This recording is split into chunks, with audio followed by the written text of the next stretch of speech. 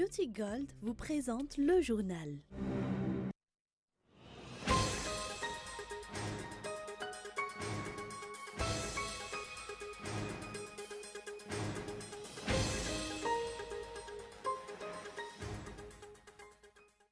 Un sit-in a été organisé aujourd'hui au jardin d'Antananarivo pour s'opposer à la vente de cette place publique.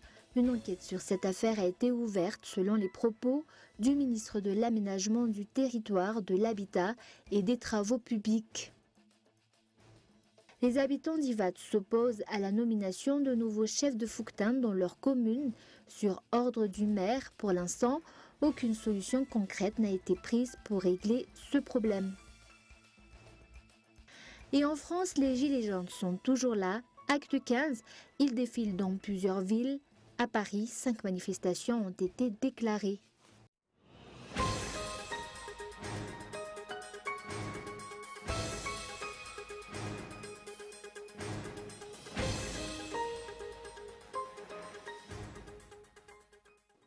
Bonsoir à tous et bienvenue dans cette nouvelle édition du journal en version française sur Cool TV. Actualité politique pour ouvrir ce journal. Cette semaine a été riche en résolutions et en informations. Une semaine qui a permis de constater une nouvelle fois que le régime actuel ne met pas de temps pour agir. Il est grand temps de mettre un terme au pays du mur à mur, une expression ironique qui met un accent sur l'irresponsabilité des dirigeants et du peuple malgache, raison de la pauvreté chronique du pays. Les détails dans cet éditorial de Anne Jarson. L'archevêque d'Antananarivo a annoncé qu'il allait porter plainte après qu'un prêtre ait été tué à Maït. Au début février, la CENI a organisé un atelier pour former les acteurs de la prochaine élection législative, que ce soit les partis politiques, la société civile ou les journalistes, sur le processus électoral afin que tout le monde soit sur le même pied d'égalité. L'Afrobaromètre a publié les résultats d'une enquête menée sur la corruption de janvier à mars 2018. D'après son rapport, les agents des forces de l'ordre, les juges et les magistrats sont les plus corrompus et 70% malgaches n'osent pas porter plainte pour corruption au niveau du bureau indépendant anticorruption par peur des représailles. Toujours d'après les enquêtes menées par cette entité, le principe de la démocratie n'est pas encore totalement respecté à Madagascar. Et d'autre part, il a également été décidé cette semaine au cours d'un conseil des ministres que le nombre de députés à élire au cours de la prochaine législative restera à 151. La corruption et les détournements de fonds ne seraient également dorénavant plus tolérés. La CFAFIO, l'Observatoire de la vie publique, a aussi fait un rapport sur les sujets qu'il a traités en 2018. Les membres de cet observatoire espèrent des résultats prometteurs de la part de ce nouveau régime. Outre cela, le ministre de l'Énergie a déclaré hier, à l'occasion de la clôture de la semaine de l'énergie, d'une part que 50% des foyers malgaches devraient pouvoir accéder à l'électricité dans les 5 prochaines années, et d'autre part que la production d'énergie sera doublée dans ce même laps de temps. Et aujourd'hui, le ministre de l'Aménagement du Territoire, de l'Habitat et des Travaux publics a effectué une descente au jardin d'Antananarivo pour s'opposer à la vente illicite de domaines publics. Il a annoncé que des mesures vont être prises par rapport à cela pour mettre un terme aux abus de pouvoir. Espérons que toutes ces décisions auront une répercussion positive directe sur le quotidien de la population, des décisions qui reflètent un meilleur avenir pour les Malgaches. Et comme nous l'avons annoncé dans les titres, un sit-in a été organisé aujourd'hui au jardin d'Antananarivo pour s'opposer à la vente de cette place publique. Une enquête sur cette affaire a été ouverte selon les propos du ministre de l'Aménagement du Territoire, de l'Habitat et des Travaux publics. Et au cours de son passage sur place, il a renforcé que les ventes de domaines publics sont inacceptables. Reportage de Miantran Genève. Aujourd'hui, quelques personnes ont tenu un sit-in au jardin d'Antananarivo pour s'opposer à la vente de ce jardin. Je tiens à souligner qu'il s'agit d'un domaine public et que de ce fait, sa vente est illégale. C'est pour cela que nous sommes ici. Comment cela se fait qu'un particulier ait pu acquérir ce jardin ?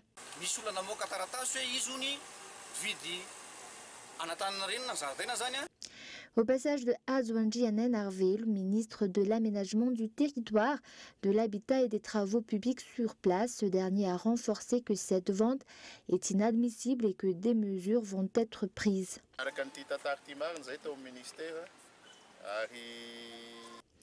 Des mesures vont être prises prochainement par rapport à cette affaire.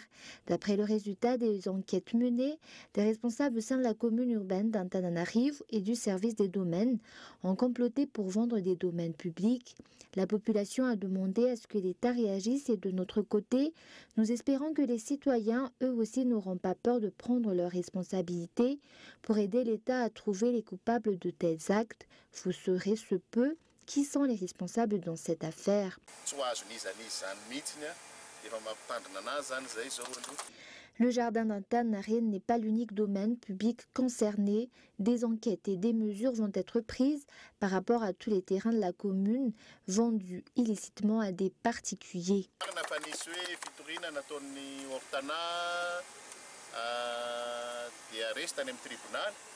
Il est vrai que l'Ortana a porté plainte et que sa plainte a été rejetée au niveau des tribunaux, mais cela ne veut pas dire grand-chose parce que les tribunaux peuvent cacher quelque chose, ce qui n'est pas tolérable. Quoi qu'il en soit, tous les domaines publics vont être retournés à l'État et les coupables vont être sanctionnés.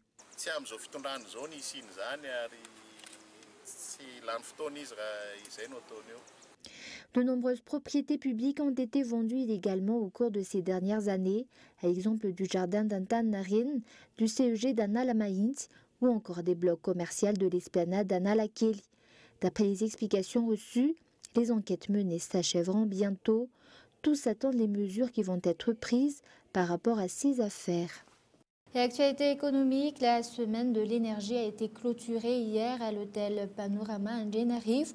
Au cours de cet événement, le ministre de l'énergie a déclaré que des solutions à long terme pour aboutir au zéro délestage ont été trouvées. Ces mesures seront appliquées très prochainement. Reportage.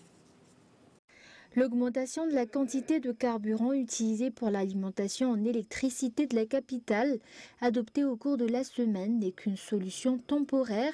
Toutefois, des solutions à long terme ont déjà été trouvées pour mettre un terme au délestage, d'après le ministre de l'Énergie au cours de la clôture de la semaine de l'énergie hier à l'hôtel Panorama Antananarivo.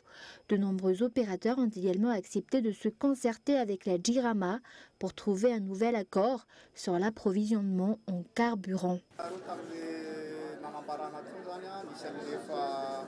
Après l'adoption des solutions à court terme, les délestages ont cessé à Antananarivo. Nous avons également reçu la consigne d'adopter des mesures pour les 60 secteurs où les coupures de courant persistent encore. Dans certains, nous avons envoyé des groupes et dans d'autres, le stock de carburant a été revu à la hausse. Au cours de cet événement, le ministre de l'Énergie a également annoncé que 2 principaux objectifs sont visés pour les 5 prochaines années. La première, c'est que 50% des foyers malgaches puissent avoir accès à l'électricité et la seconde, que la production d'électricité soit doublée dans tout Madagascar. Mais également dans l'actualité, la cérémonie de remise de drapeaux aux 62 officiers généraux nouvellement nommés et promus au titre de l'année 2018 a été effectuée hier au CCI IVAT. Chacun de ces officiers ont reçu un drapeau avec leur nom et leur devise pour marquer leur promotion et leur rappeler leurs devoirs. Parmi eux, on retrouve des colonels promus général de brigade et des générales de brigade promu général de division. Et comme nous l'avons annoncé dans les titres, les habitants d'Ivat s'opposent à la nomination de nouveaux chefs de Fouktane dans leur commune sur ordre du maire. Et pour l'instant, aucune solution concrète n'a été prise pour régler ce problème. Ces habitants réclament que les chefs des Fouktane soient élus. Reportage. La tension est palpable entre le chef du Fouktane qui a été nommé chef de district, le maire et les habitants de la commune d'Ivatu. D'après les habitants, certains des nouveaux chefs de Fouktane nommés n'habitent même pas le secteur dont ils sont responsables. Les habitants ont tenu une réunion et demandent à ce que le chef du Fouktane soit élu. Nous demandons à élire le chef de notre Fouktane afin que ce soit une personne qui connaisse vraiment la situation du Fouktane et de ses habitants. Je n'accepte pas la nomination faite par le maire. Le nouveau chef du Phuc Thanh ne connaît ni les habitants du Phuc Thanh, ni la situation de notre quartier.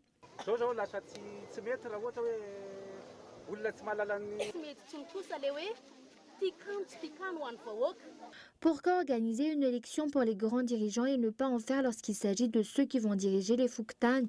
Nous n'acceptons pas cela. D'autre part, le chef du district n'est pas au courant de la nomination de ces nouveaux chefs de Phuc Thanh, d'après les explications. Le chef de notre district ne sait rien de cette nomination. Nous demandons donc aux responsables de pouvoir procéder à une élection pour élire le chef de notre Phuc Thanh. 7 Phuc Thanh sur 8 de la commune d'Ivat sont concernés par cette nouvelle nomination du chef du Phuc Thanh. Les habitants de cette commune ont lancé une pétition, étant actuellement réussi à réunir plus de 1000 signatures pour réclamer une élection au niveau des Phuc Thanh afin d'assurer la décentralisation effective, une élection qui nécessite une révision de la loi fondamentale. Et avant de passer aux actualités internationales, Rufin Tran est décédée aujourd'hui à l'âge de 80 ans. Elle est la troisième fille de Philibert Tiran, le premier président de la République de Madagascar. Femme politique reconnue par ses pairs, Rufin Tran est une diplômée de l'École nationale d'administration de Madagascar. Elle possède d'ailleurs le grade d'administrateur civil de classe exceptionnelle. Et par le passé, elle a occupé la présidence du Parti social-démocrate et avait été ministre de la décentralisation durant la transition sous le gouvernement Jean-Omer Berzik. Toute l'équipe de Cool TV FM présente ses condoléances aux membres de sa famille et à ses proches. Et nous passons maintenant aux actualités internationales. Le vote au Nigeria, élections présidentielles, législatives et sénatoriales avec une semaine de retard. L'ouverture des bureaux de vote s'est faite dans un climat tendu avec plus de 73 millions d'électeurs attendus. Reportage de France 24. Devant les bureaux de vote à Abuja, les files d'attente sont interminables. De nombreux électeurs nigérians ont enfin pu voter. Beaucoup sont arrivés très tôt ce matin pour accomplir leur devoir de citoyen. Je suis ici pour voter. C'est un droit.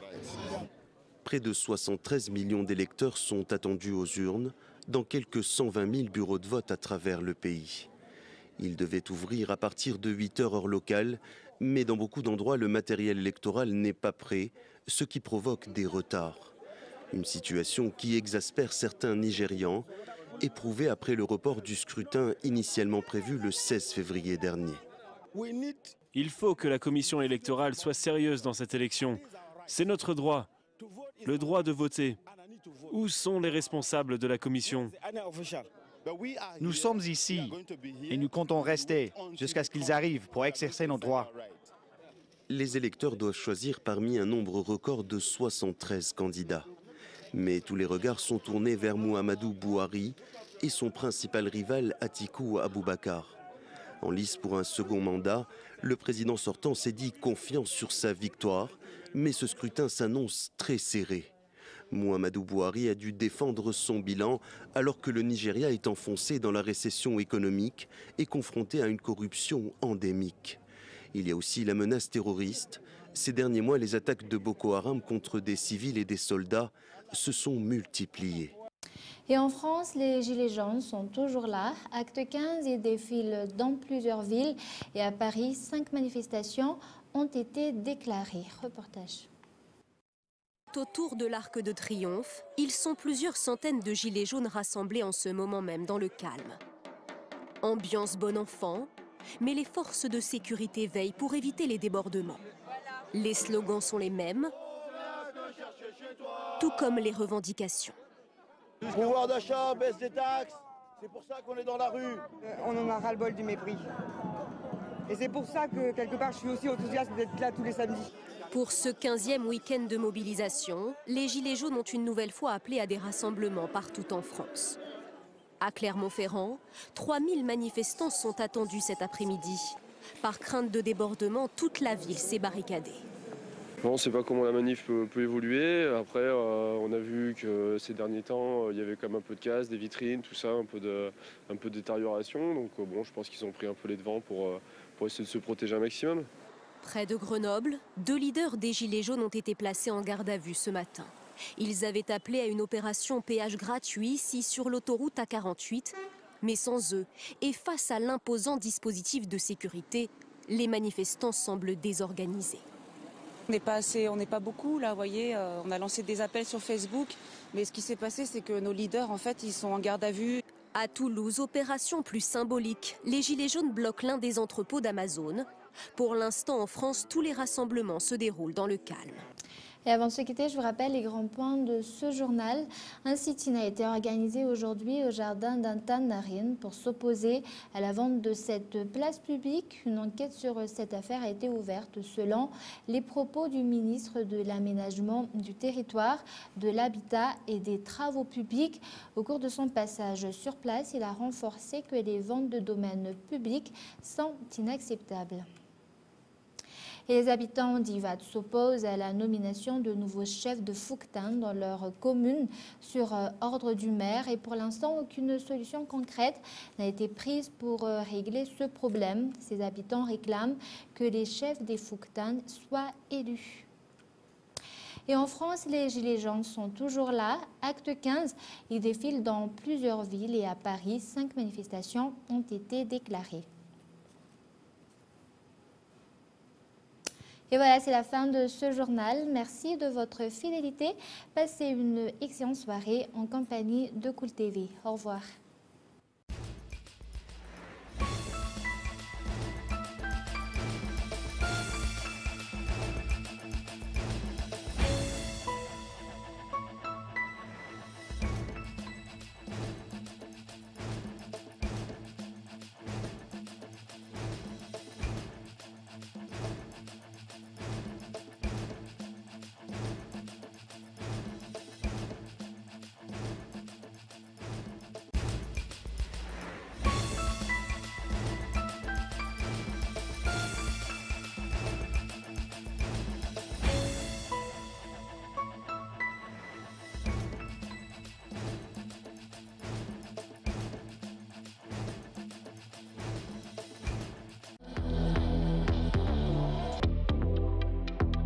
Le journal vous a été présenté par Beauty Gold.